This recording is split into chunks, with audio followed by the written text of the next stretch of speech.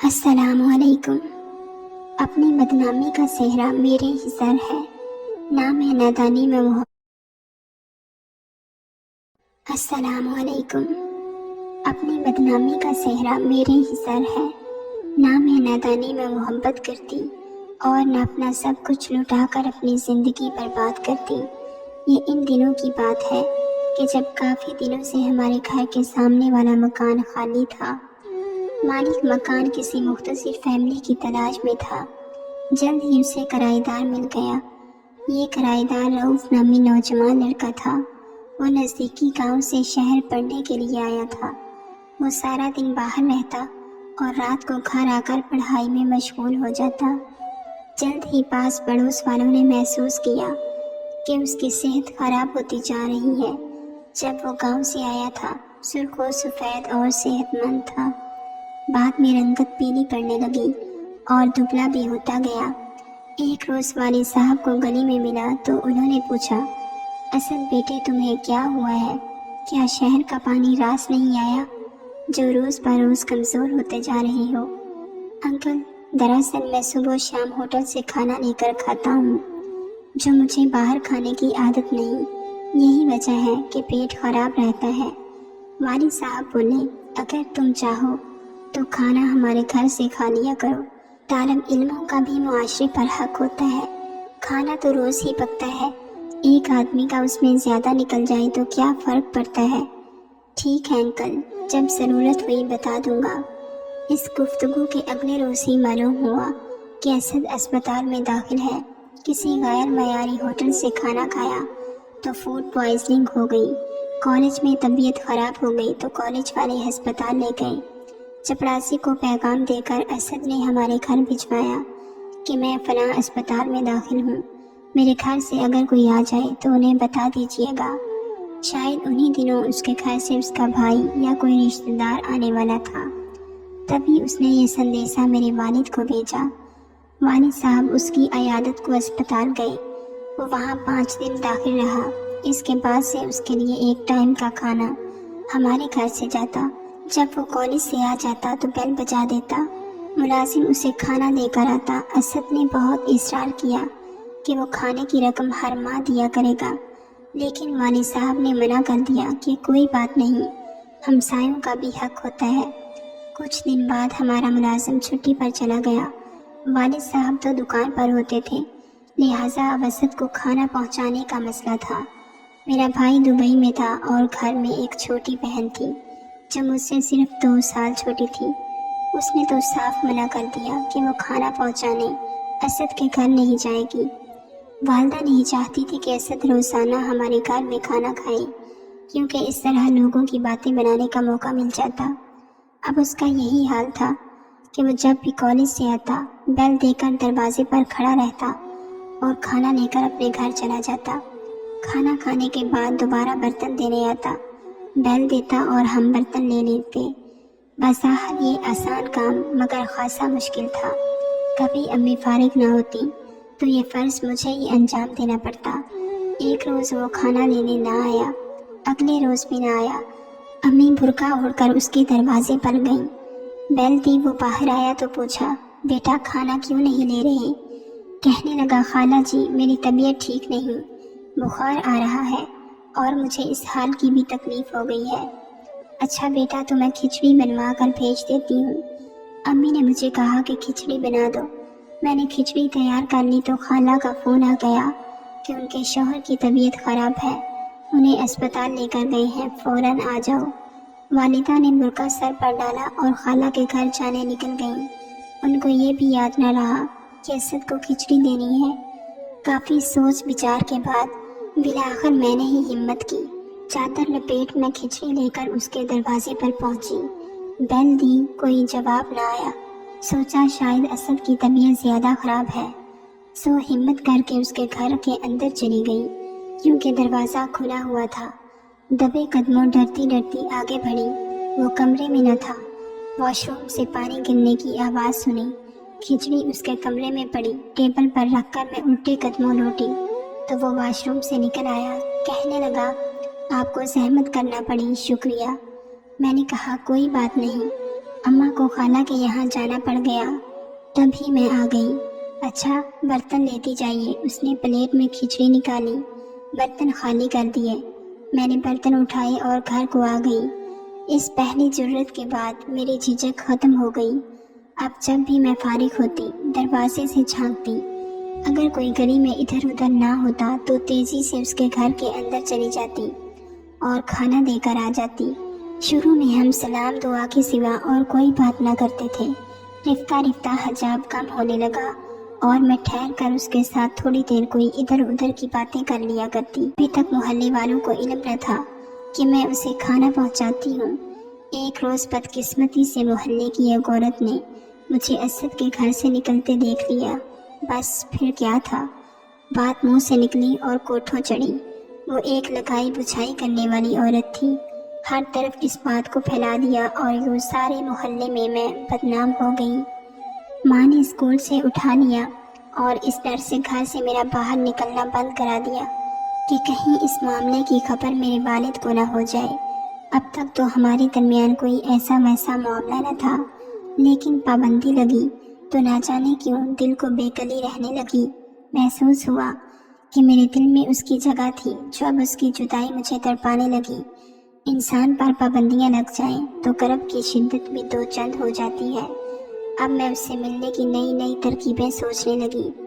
एक बार ख़त लिखकर उसके घर के अंदर फेंक दिया, जिसमें लिखा था कि गली में निकलकर अपनी सूरत दिखा दिया करें, कहीं तो पल भर को मिलो। उसने इस खत का कोई जवाब न दिया। मुझे और ज़्यादा बेकरारी लगी। एक और ख़त लिखकर दरवाजे से झांका, देखा कि गली में कोई नहीं, तो तेज़ कदमों से उसके घर की तरफ गई। उसके मकान की वो खिड़की जो सहन में खुलती थी वो खुली हुई थी। हाथ आगे करके खत सहन में फेंककर उल्टे कदमों घर में घुस आई। मैं इसी तरह अहमकाना हरकतें करती रहूँगी। सो अगले रोज़ उसने दोपहर के बाद हमारी बेल बजाई। अम्मी नमाज पढ़ रही थी। मेरी छठी हिस्स ने कहा, हो ना हो ये असद ही है। दबे कदमों दरवाजे पर पहुंची, झांका तो वही था। कहने लगा, मेरे मकान में मेरे कॉलेज के दोस्त और क्लास फेलो भी आते हैं, लिहाजा अब तुम मेरे घर में मत आना। तो फिर गली में ही मेरी बात सुन लो। आखिर तुमने मुझसे क्या बात करनी है, अभी कह दो। अभी अब्बा के आने का वक़्त हो रहा है। वो अचानक आ गए तो तुम मुझसे दरिया पर मिलो। मेरी सहेली का घर वहाँ करीब है, मैं उसके घर का कह कर जाऊँगी। दिन को तो मुझे पढ़ाई करना होती है, कल से इम्तहान शुरू हैं। अच्छा, तो फिर रात को मिलो। रात को? उसने हैरानी से कहा। हाँ, दरिया 2-4 कदम पर तो है। रात को अम्मी अब्बा जल्दी सो जाते हैं, मैं अंधेरे में निकल कर दरिया पर आ जाऊंगी।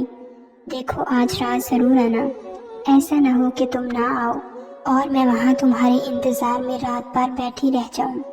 ऐसा कहकर मैंने जल्दी से दरवाज़ा बंद कर दिया। अब रऊफ़ के पास इसके सिवा चारा न रह गया था कि वो रात को दरिया किनारे जाकर बैठ जाए और मेरा इंतज़ार करे। इत्तेफाक के इस रोज़ अम्मा और अब्बा देर तक बातें करते रहे और कहीं 12 बजे तक सोए। यूं ही वो सोए, मैंने दबे कदमों से सहन अबूर किया और आहिस्ता से कुंडी खोल ली। झांका, आसमान पर सितारों की मध्यम रोशनी थी। गली सुनसान थी और वहाँ दूर दूर तक कोई न था। जाने दिल की गली का क्या जोर और जज्बा होता है। इंसान ना आंधी देखता है और ना तूफान, इंसानों का खौफ रहता है और न भूत प्रेत का। तेज़ तेज़ कदम उठाती तकरीबन 7 मिनट में दरिया किनारे जा पहुंची। अगरचे मुझे आने में देर हो गई थी, तो कभी यकीन था कि वो वहाँ ज़रूर होगा। हज़ारों वसवसों का खौफ दिल पर उठाए। जब मैं दरिया तक पहुंची तो देखा कि वहाँ वो न था। थोड़ा सा और आगे बढ़ी तो कोई बैठा नज़र आ गया। मैं समझी असद है जो मेरा इंतज़ार कर रहा है। जब ज़रा और आगे गई तो क्या देखा कि वहाँ वो तो नहीं, कोई और बैठा है। मैं डर कर वापस पलटने लगी तो वो बोला, डरो नहीं बहना, मुझे असद ने भेजा है। उसे सख्त बुखार है, वो मेरे घर में लेटा है, तुम्हें बुला रहा है। मैंने कहा, आधी रात हो चुकी है, अब तुम्हारे घर गई तो वापस अपने घर कब पहुँचूँगी? मेरा घर ज़्यादा दूर नहीं है, अब आ गई हो तो इसकी बात सुन लो। ये लो, उसने पर्चा लिखकर मुझे दिया है, खुद पढ़ लो अगर मेरी बात का यकीन नहीं। उसने जेब से टॉर्च निकाली और पर्चे पर डाली। मैंने पढ़ा, लिखा था, مجھے شدید بخار ہے، 2 گھڑی دیکھنے کو آ جاؤ۔ انداز تحریر اسی کا تھا۔ میں اس کی تکلیف کا سوچ کر تڑپ اٹھی، بغیر سوچے سمجھے اس کے دوست کے پیچھے چل پڑی۔ ذرا آگے آئی تو اسکوٹر نظر آیا۔ وہ بولا اس پر بیٹھ جاؤ، بس 2 منٹ میں پہنچ جائیں گے، واپس بھی اسی سواری پر لے آؤں گا۔ نہ جانے کدھر کس راستے پر وہ مجھے لے گیا۔ اس وقت میری مت ماری گئی تھی۔ اسد کے بخار کا سن کر اس کے پیچھے چل دی، حالانکہ مجھے واپس گھر کو پلٹ جانا چاہیے تھا۔